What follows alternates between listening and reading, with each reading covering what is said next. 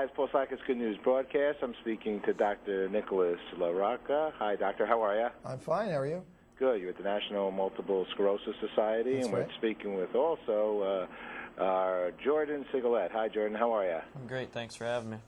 I look forward to speaking with you. You're with the Boston Bruins hockey prospect, living and with relapsing and remitting multiple sclerosis and MS LifeLines ambassadors. Well, congratulations for coming out and doing that. Doctor, what is multiple sclerosis? Multiple sclerosis is a neurological disease. It affects the central nervous system, which is the brain and spinal cord. It can produce a variety of different symptoms, including weakness, difficulty walking, fatigue, numbness, tingling, bladder and bowel problems, cognitive changes, and depression. Generally strikes people between the ages of 20 and 50, but really can affect people at any age. The good news is that there are a number of different treatments that are available for MS, and there are over 130 clinical trials underway right now for different treatments, many of which will be coming on the market during the next 2 years, during the next several years, to add to what's currently available to treat MS. Aha, Jordan, you have MS? Yeah, I was diagnosed with multiple sclerosis just over 4 years ago. I was playing college hockey at the time, and I was only 23 at the time, so it came as a shock to me being so young in the prime of my life and hearing the words, Jordan, you have MS and you might not be able to play hockey again. So hearing those words just kind of pushed me harder and further, and luckily for me, I caught the disease early and got on treatment early. Got on a treatment called Rebif, and I now take an injection 3 times a week, and there's a lot of different treatments out there now, and a lot to come out in the future, and I think it's important for everyone to find the one that works for them, and this one's been working well for me. Is there some family history at all? No, there hasn't been any family history at all, and I'm the first in my family that I know of. Not everyone has been tested, but I'm the only one that had shown symptoms in order to go get tested. Aha. Now, you're a goalie, and it says here for every save made in the month of March, there'll be some donation, right? Yeah, our league has 29 teams in it, and right now we have about a third of the league on board and still working to get the rest on board. And for every save that the goalies make, EMD Serono and Pfizer is donating $20 to the National MS Society. And that money goes to research and education of MS, and hopefully to find a cure for this disease one day. That's marvelous. It's wonderful when an athlete. We just did something with Brian Leach. You know him, right? Yeah, great player.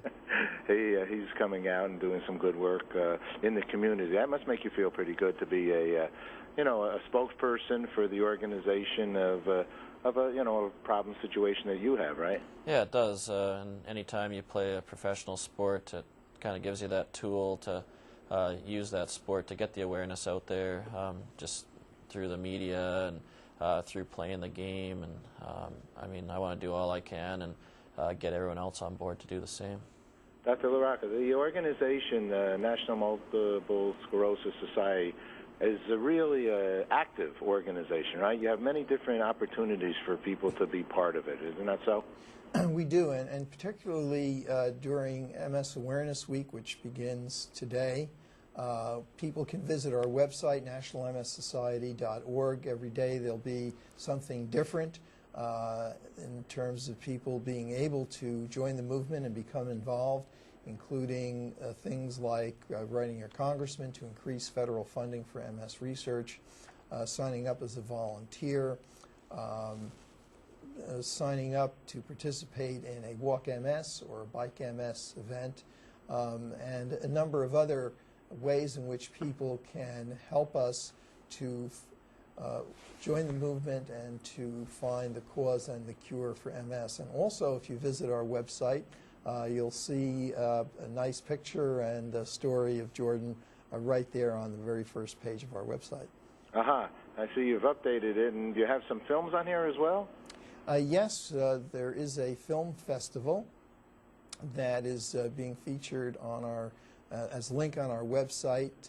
These are short films that tell individual stories about MS, and I really would urge people who are interested to take a look at these films. They're really terrific, very entertaining.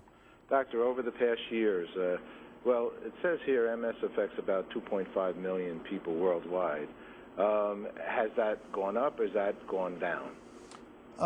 It tends to go up over time as we are better at diagnosing MS, and as people are more willing to admit once they are diagnosed with MS.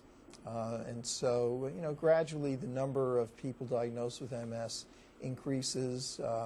We don't think there's any hard evidence that MS is increasing other than in those particular ways.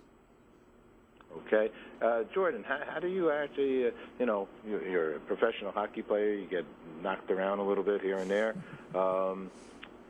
Your concern on the when you're playing, is it there? Yeah, the only concern I really have to worry about is my body temperature in the game and little things like that. As far as getting knocked around, first of all, I'm lucky enough to be a goalie, so I don't get bumped into too much. And having MS, I don't think it's going to affect me too much getting run into. But the body temperature is something I have to watch, and I keep a bottle of ice water on my net and kind of pour it down my back and ice my neck and head in between periods. And anything I can do just to keep that temperature down keeps me going out there. And besides that, just getting some extra rest in between games and practices. I guess you're fortunate that your profession is on the ice as well, right? Yeah, exactly. I'm in a cool place to start with. As your role, what will be one of the good things that you'll be doing? Just my biggest role is taking on the role of MS LifeLines ambassador. And if anyone wants to learn more about myself or some other ambassadors out there, they can visit mslifelines.com, and there's some great stories there as well. Okay, congratulations to both of you. Jordan, thank you for coming out while you're, have this, and the good ways that you're dealing with it in a positive way. Yeah. Dr. LaRocca, your organization's been around for some time, and I guess it started, 1946? 1946, and this week is the anniversary of the founding of the society. Great. Well, congratulations for a lot of wonderful work, and then thank you both very much for sharing a lot of good news and a lot of optimism here. Thanks. Thank you. Bye-bye.